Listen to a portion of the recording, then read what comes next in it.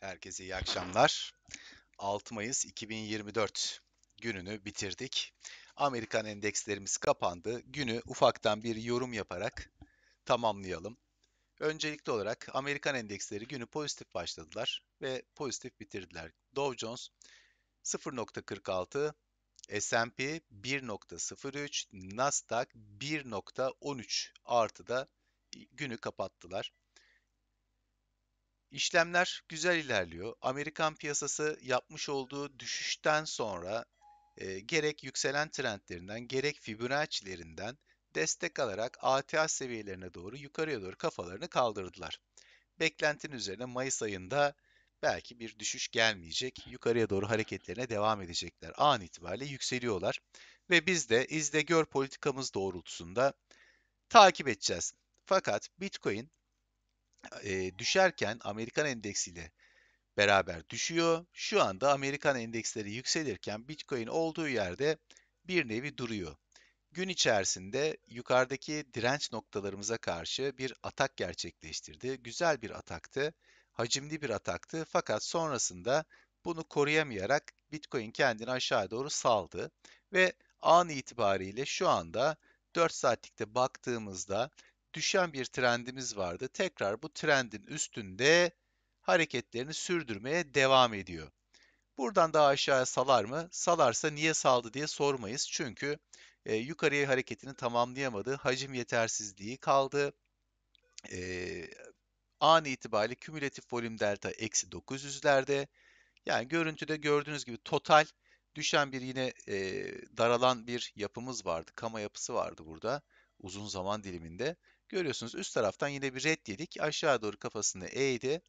Eee, Şahsi fikrim buradan tekrardan Bitcoin kendisini toparlayıp yukarıya doğru atağına devam edecektir.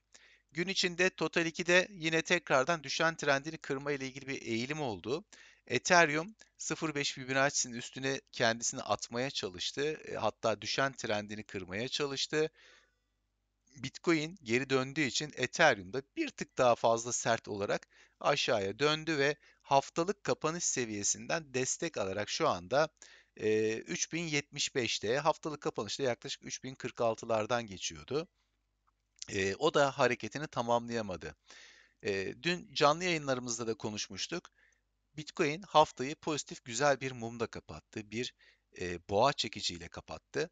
Haftanın ilk günü olabilir. Birazcık böyle test etmiş, testle başlangıç yapmış olabiliriz. Haftanın ilerleyen günlerinde tabii bunu biraz daha takip edip değerlendirmemiz gerekecek. Total 3 endeksi hala pozitifte. Altcoin'lerde güzel hareketler var. Solana ve XRP birazcık bu durumlardan ayrışmış durumda. Diğerleri çok ufaktan bir salınım içerisindeler. Bitcoin dominansı 0,28 aşağı doğru düşüşünü yaptı. Yaklaşık olarak büyük zaman diliminde yükselen trendinin tam üstüne doğru yaklaştı. Beklentimiz burayı kırması. Yani yaklaşık olarak 54-65 civarında burayı kıracak ki burada da geçmişten gelen tepe seviyelerimiz ve dip seviyelerimiz var. Burada bir destek görme ihtimali de var ki yükselen trendi de tam o noktadan geçiyor. Burayı kırdıktan sonra altcoin'ler biraz daha böyle neşelenecektir ki asıl beklentimiz, asıl altcoin'lerin hareketlenme noktası 53'lü seviyelerdeki bu e, büyük zaman diliminde gerçekleştirmiş olduğu destek bölgesi. Burayı kırdıktan sonra daha bir pozitif olarak her şeye yaklaşacağız.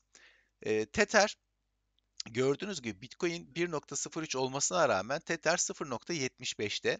Yani anlaşılan şu ki Bitcoin'den çıkan paraların tamamı Tether'e geçmediler. Buradan altcoin'ler ya da benzer ikili paritelere geçişin olduğunu algılayabiliyoruz. Bu bizim için pozitif bir durum. Öbür taraftan 12 saatlik spot piyasada gün içerisinde yapmış olduğu hareket ve arkasından yemiş olduğu red ki bunu dün akşamki ve önceki yayınlarda da bahsettik.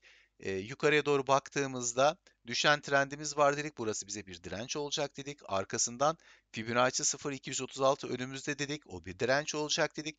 Hepsini geçti ve geçmiş ATH seviyemiz olan 60 65,5 civarından red yedi ve aşağı doğru tekrar salındı.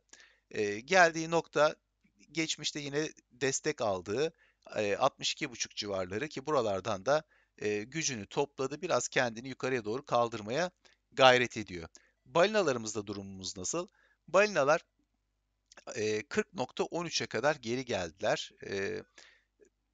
%1000 arasındaki balina seviyemizde 59.85'ti.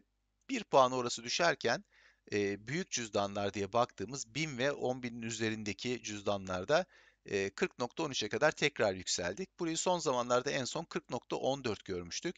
Buradan anlayacağımız üzere bu yukarı ve aşağı yapmış olduğu hareketlerde Bitcoin bir nevi belki alt cüzdanlardan satış gerçekleştirerek bir FOMO yaratarak ufaktan yine bir mal topladı. Çünkü artık aşağı düştüğünde de aşırı derecede bir alım gerçekleştirmediler. Neyi beklediklerini hala tam olarak kestiremiyoruz. 0.618 Fibonacci düzeltmesini bekliyorlarsa söylenecek bir şeyimiz kalmıyor artık 52.000, 51.000 seviyelerine. Buradan oraya gider mi? Giderse niye gitmez, gider demeyiz. Çünkü gördüğünüz gibi kanalımızın alt bandı oralardan geçiyor. Bekleyeceğiz, izleyeceğiz, göreceğiz. Şu an için ben hala pozitifim. Bitcoin'in buradan artık üstteki likidasyonlara doğru hareket edeceğini, aşağı doğru açılmış olan shortları tekrardan e, patlatmak isteyeceğini inanıyorum. Gördüğünüz gibi güzel bir dip yaptık. Geçmiş tepelerin üstünde bir tepe oluşturduk. Buradan destek alıp ilk hedefimiz 67.000 üstünde bir tepe oluşturursak yükselen bir trend içerisine girmiş olacağız. O zaman buradaki düşeni kıracağız ve farklı bir yapı üzerinde ilerleyeceğiz. Şimdilik bu kadar. Kendinize iyi bakın. Hepinize iyi akşamlar diliyorum. Gece açacağım canlı yayında müsait olan herkesi beklerim. Sevgiyle kalın.